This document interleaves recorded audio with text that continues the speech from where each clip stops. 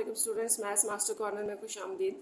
हम डिस्कस करें एक्सरसाइज 4.1 और इसका क्वेश्चन नंबर 17। आज हम स्टार्ट करेंगे और ये है स्टेटमेंट का क्वेश्चन। इसमें आपने पहले स्टेटमेंट को रीड करके यहाँ से इनइक्वालिटी बनानी है और फिर उसको उसी तरह से सॉल्व करना है जैसे हमने ये ऊपर पढ़ी थी।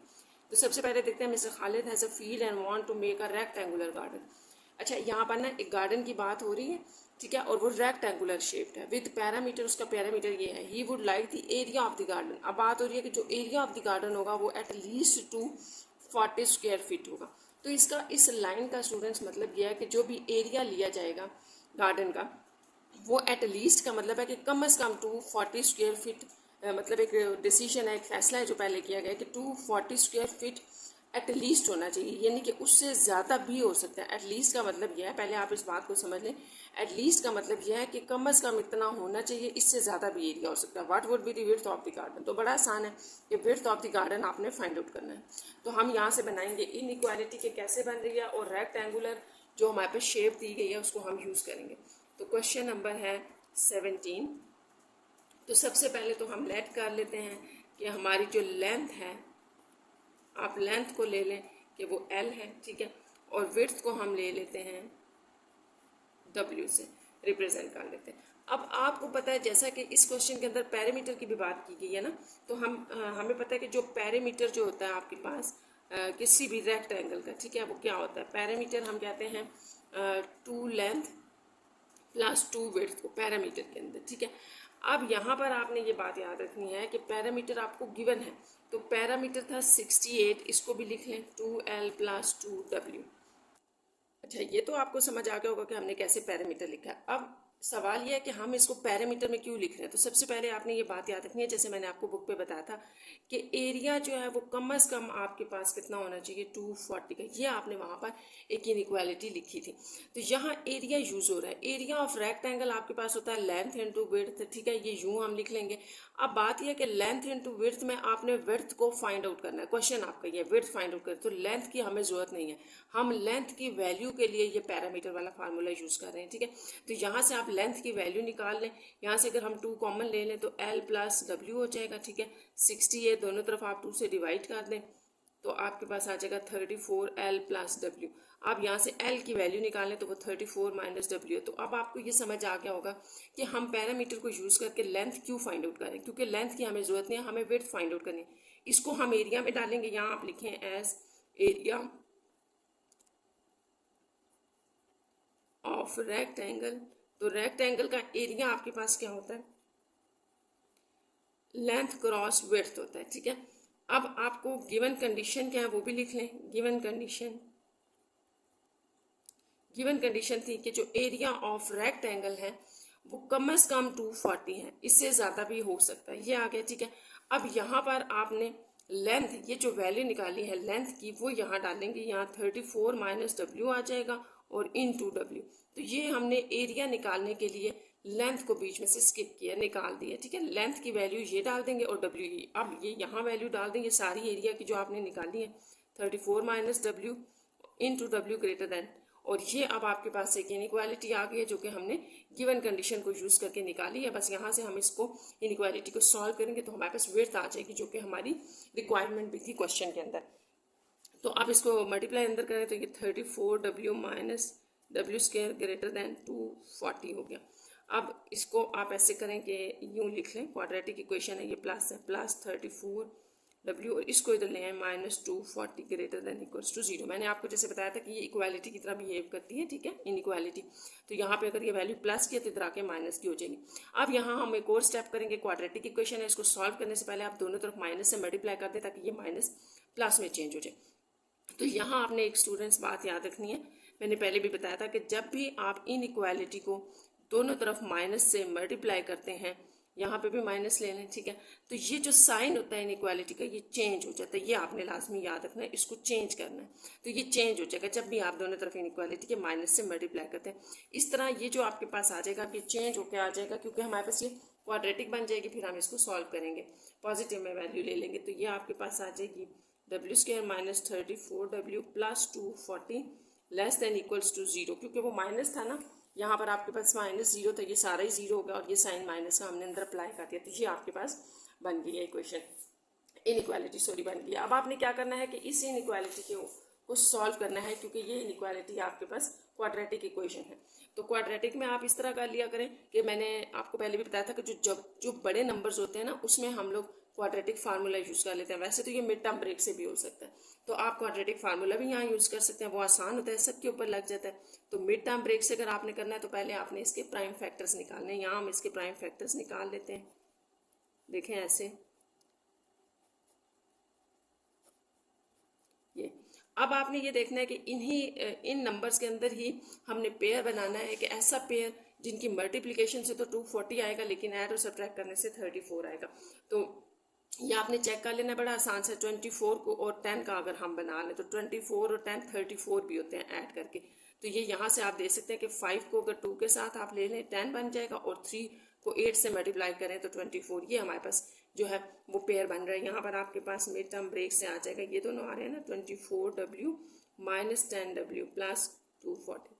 तो इसको आप क्वाड्रेटिक फार्मूले से भी कर सकते हैं, जैसे आपको सही लगता है। यहाँ से आ जाएगा W और कॉमन ले लें माइनस ये सॉरी W माइनस 24, यहाँ से आप माइनस 10 कॉमन ले लें, W माइनस ये भी 24 इज इक्वल्स टू 0। यहाँ पर आप ना इक्वालिटी में इसको चेंज कर लें, जैसे कि हमने पढ़ा था कि जब भी हम कोई इनइक्वालिटी ले रहे होते हैं तो उसको हम इक्वालिटी में रख के सॉल्व करते हैं। तो ये इक्वालिटी आप यहाँ भी लगा सकते थे, ये आ जाएगा। ये आपके पास ये रिमेनिंग में बचेगा जब आप इसको कॉमन ले लेंगे, ये आ गया। अब नेक्स्ट यहाँ से आपके पास 2 आ जाएंगे, इसको इक्वल टू 0 ले लें, और ये आपके पास आ जाएगा 10 और ये 24। अब आपके पास जैसे W की 2 वैल्यूज आ गई हैं, तो आप इनका वही इनइक्वालिटी में इनका आंसर चेक करना चाहते हैं। तो देखिए ये 10 और 20, देखिए अगर मैं यहाँ 10 ले लूँ, यहाँ 24 ले लूँ, दोनों पॉजिटिव है ना, 0 से इसी तरफ होंगी। तो आपके पास एक ये रीजन बनेगा, एक ये और एक ये, 3 रीजन बन रहे हैं। तो इन तीनों में से सिर्फ एक जो है वो W आपका सेंटर वाले में ही सेटिस्फाइड हो रहा है। यहाँ पर इसको आप चेक भी कर सकते हैं, कैसे कि यहाँ जो आपके पास इनइक्वालिटी बन रही है, इसको आप देखिए यहाँ एक इनइक्वालिटी बन रही है, क्योंकि पीछे क्वेश्चन जो है वो आपके पास इनइक्वालिटी में आ रहा था। लेस देन, देखिए लेस देन इक्वल्स टू 0 है, तो यहाँ लेस देन इक्वल्स टू 0 रखें। अगर ये इनइक्वालिटी आप ले रहे हैं तो यहाँ पर आपके पास इसके अंदर अगर आप -10 से बैक के लिए कोई वैल्यू डालेंगे तो वो सेटिस्फाइड नहीं होगी। 24 से अबव वैल्यू भी सेटिस्फाइड नहीं होगी, क्योंकि वो नेगेटिव आंसर देंगे। सिर्फ ये है, तो आप इसको डायरेक्ट भी कर सकते हैं कि हमारे पास जो है वो ये जो है वो ज़्यादा से ज़्यादा आपके पास विड्थ होनी चाहिए।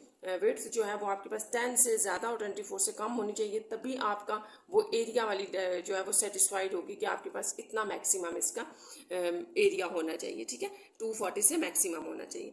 तो ये आपका इसका सोल्यूशन होगा। नेक्स्ट है आपके पास क्वेश्चन नंबर 18। क्वेश्चन नंबर 18 में है कि आपसे ये देखें, आप इसकी स्टेटमेंट देखें कि यहाँ पर आपसे ये कहा गया कि ये जितने भी नंबर्स हैं सोल्यूशन ऑफ द इनइक्वालिटी, क्या ये इस इनइक्वालिटी के सोल्यूशन है। तो ये भी बहुत आसान सा है कि आपने बारी बारी सारे नंबर्स को इनइक्वालिटी में डालना है और चेक करना है कि क्या ये इसके सोल्यूशन है कि नहीं, यानी कि इसको सेटिस्फाइड करते हैं कि नहीं। तो सबसे पहले हम एक वैल्यू ले लेते हैं, जैसे यहाँ है x इज इक्वल टू -2 से स्टार्ट करते हैं। तो आप -2 इस इनइक्वालिटी में डालें और सॉल्व करें। देखें आपके पास क्या आ रहा है, तो ये आपके पास इवन पावर है 4 हो जाएगा, 4 टू 8 -6 प्लस 1, और फिर फर्दर आपके पास आ जाएगा 9 9 -3, ये 3 आ जाएगा, 6 लेस देन, तो 3 is less than equals to 0, ये तो हो गया फॉल्स। ठीक है, तो ये है फॉल्स। इसका मतलब ये हुआ कि x is equals to -2 is not solution. तो बस आपने इसमें ये बताना है कि ये जो है वो हमारी गिवन इनइक्वालिटी का सोल्यूशन नहीं है। इसी तरह से आपने इसको नेक्स्ट के लिए रिपीट करना है। जैसे हम यहाँ नेक्स्ट लिख लेते हैं, for x is equals to, next number जो है ना वो आपके पास है -1, और इनइक्वालिटी भी मैं लिख देती हूँ अगेन। अच्छा, अब आपने इसके अंदर भी यही नंबर डालना है, 2 इंटू -1 का स्क्वायर प्लस 3 इंटू -1 प्लस 1। इसको चेक कर लेते हैं, ये प्लस हो जाएगा -3 प्लस 1। अब ये आपके पास आ जाएगा 0 लेस देन इक्वल्स टू 0, तो ये आपके पास ट्रू है। ठीक है, इक्वालिटी का साइन भी है ना, तो 0 लेस देन 0 ट्रू हो गया। ठीक है, इसका मतलब ये हुआ कि for x is equals to -1 is solution. ये आपकी गिवन इनइक्वालिटी का सोल्यूशन है। For x is equals to 0, 0 पे चेक कर लेते हैं inequality.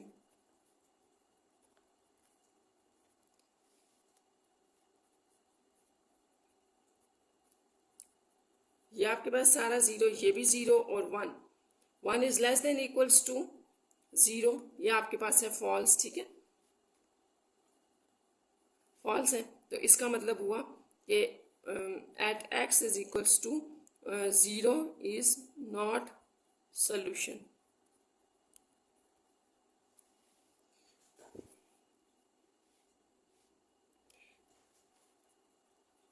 For x is equals to 0 के बाद आपके पास 1 है, इनइक्वालिटी लिख लें,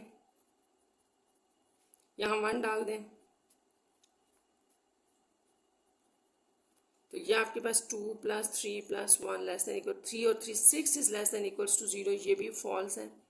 और on x is equals to 1 not solution, तो ये भी इसका सोल्यूशन नहीं है गिवन इनइक्वालिटी का। नेक्स्ट देखें कि आपके पास क्या है।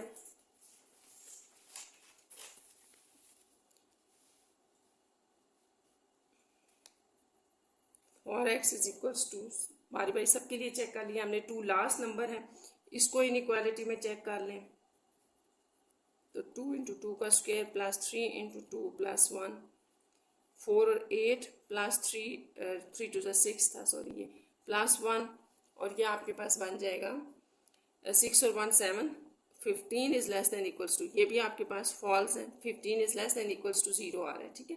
तो इसका मतलब है कि on x is equals to 2 is not solution. यहाँ पर आपका 18 क्वेश्चन खत्म हो गया। क्वेश्चन नंबर 19 देखें, इसकी स्टेटमेंट है the stopping distance dx of a car travelling at x km/h is modelled by, dx आपको सम स्टॉपिंग डिस्टेंस दिया गया है, ठीक है। If the maximum stopping distance allowed in the school zone is 35 metre, find the speed range that ensure the stopping distance does not exceed this limit. अच्छा, जो आपके पास x है ना, सबसे पहले इसमें आपने याद रखना है, ये तो dx तो आपके पास स्टॉपिंग डिस्टेंस हो गया, x जो है वो आपके पास इसकी स्पीड है। तो फाइंड द स्पीड, आपने एक तो x की बताना है कि x कितना होना चाहिए, मैक्सिमम या मिनिमम, सॉरी मैक्सिमम दिया गया है तो मैक्सिमम है। If the maximum stopping distance allowed, तो ये आपको इनइक्वालिटी दी गई है। आप स्टॉपिंग डिस्टेंस का मतलब ये है कि जब आप ब्रेक अप्लाई करते हो गाड़ी के ऊपर, तो गाड़ी तब भी थोड़ा सा आगे जाएगी, तो वो जो स्टॉपिंग डिस्टेंस है, यानी कि ब्रेक अप्लाई करने के बाद जो वो डिस्टेंस कवर करेगी वो 35 मीटर से ज़्यादा नहीं होना चाहिए, ठीक है। मैक्सिमम स्टॉपिंग डिस्टेंस है ना, कि मैक्सिमम 35 होना चाहिए, 35 से ज़्यादा नहीं होना चाहिए। तो बड़ा आसान सा है कि आपको डिस्टेंस जो है, ये क्वेश्चन नंबर 19 था, यानी कि आपको d of x stopping distance दिया गया है, ये है ये, और अब आपको ये कहा गया है कि जो गिवन कंडीशन है वो ये है, गिवन कंडीशन है कि ये जो स्टॉपिंग डिस्टेंस है ये आपके पास ग्रेटर नहीं होना चाहिए, आपके पास लेस होना चाहिए, 35 लेस या इक्वल होना चाहिए, ठीक है। आपके पास जो स्टॉपिंग डिस्टेंस है वो आपके पास मैक्सिमम 35 होना चाहिए, या तो 35 हो जाए एग्जैक्ट, या 35 से लेस होना चाहिए स्टॉपिंग डिस्टेंस। तो इस बात को आप पहले क्लियर करें कि इसका मतलब क्या है, कि ये जो स्टॉपिंग डिस्टेंस आपको दिया गया है ये या तो 35 हो या इससे लेस होना चाहिए। तो बस यही था जो उस क्वेश्चन में हमने इनइक्वालिटी लिखनी थी, dx आपको गिवन है वो आप यहाँ लगा दें, तो आपके पास एक इनइक्वालिटी बन रही है, ठीक है ये। और यहाँ से जब हम सॉल्व करेंगे तो x आ जाएगा, और x को आप जो है वो स्पीड कह चुके हैं। तो इसको सॉल्व करने के लिए हम इस तरह से करेंगे कि पॉइंट्स खत्म करेंगे, यहाँ जैसे आप पॉइंट को हटाएं 100 आ जाएगा, यहाँ पॉइंट को हटाएंगे 10 आ जाएगा, तो ये आपके पास इस तरह से ये इक्वेशन बन रही है, ठीक है 35। अब आप क्या करें, पूरी इक्वेशन को 100 से, डिनोमिनेटर खत्म करने के लिए 100 से मल्टीप्लाई कर दें, यहाँ पे सारी इक्वेशन को मल्टीप्लाई कर दिया हमने 100 से, ये कैंसिल हो गया, 5x² प्लस 10 होता है, यहाँ 20 बच जाएगा, और ये आ गया 3500। अच्छा, अब आपने क्या करना है, पूरी इक्वेशन को 5 से डिवाइड करें, जितनी सिंप्लीफिकेशन हो सकती है करें, इसके बाद हम इसके ऊपर लगा लेंगे क्वाड्रेटिक 700। तो ये आपकी 700 आप इस तरफ लें, -700 लेस देन इक्वल्स टू 0।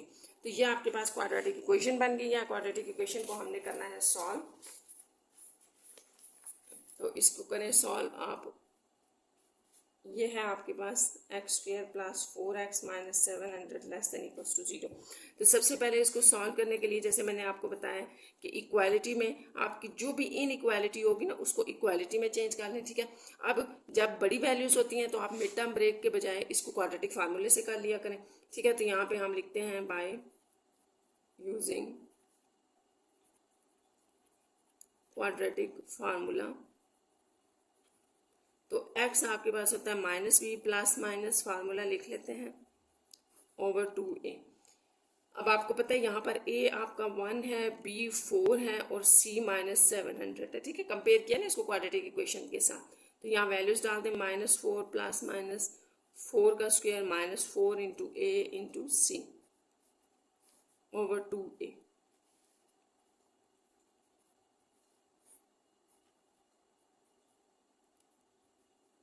ये आपके पास आ जाएगा इसको सॉल्व करके, सिंप्लीफाई करके। अब आप इनको ऐड कर दें, ये आपके पास आ जाएगा, ये x आ रहा है, ठीक है। अब हमने करना ये है कि इसका लेते हैं स्क्वायर रूट। तो ये स्क्वायर रूट में बस आ रहा है 281653.06 आ रहा है ये। अब यहाँ से आपके पास दो वैल्यूज आ जाएंगी, प्लस 53.06 डिवाइडेड बाई 2 और x is equal to minus 4 minus 5306 by 2। तो इसको आप करते हैं निगलेक्ट, क्योंकि ये आपके पास नेगेटिव वैल्यू आ रही है। और x क्या है, x आपकी स्पीड है, ठीक है। हम इसको पॉजिटिव ले रहे हैं। ये आ गया, ये आपके पास आ जाएगा इस सारे को सॉल्व करके। अब आपने करना है 53.06 में से आपने माइनस किया 4, तो जो आंसर आ गया उसको डिवाइड कर दें 2 के साथ। तो ये हमारे पास आ रहा है 24.53। तो ये आपका x है, इसको इनइक्वालिटी में लेके जाते हैं। देखें अब आपने इनइक्वालिटी में इसको कैसे लिखना है। आपकी इनइक्वालिटी जो थी ना, जो इक्वेशन से चल रही थी वो क्या थी, क्वाड्रेटिक इक्वेशन थी आपके पास, ठीक है। इस तरह से थी, लेस देन इक्वल्स टू 0 ये आ रहा था। अब आपने जो x निकाला है वो भी आपके पास लेस देन इक्वल्स ही आएगा, ठीक है। तो ये आप इस तरह से इसको लिखेंगे, x is less than equals to 24.53, ठीक है। और साथ में 0 से तो ग्रेटर ही होगी ना, वो 0 से ग्रेटर होगी तो ये पूरा आपका इसका सोल्यूशन बनेगा x का। तो इसको 0 से ग्रेटर और 24.53 से ये लेस होगी, क्योंकि इनइक्वालिटी यहाँ से लेस चल रही थी। तो आप इसका सोल्यूशन इस तरह से लिखेंगे।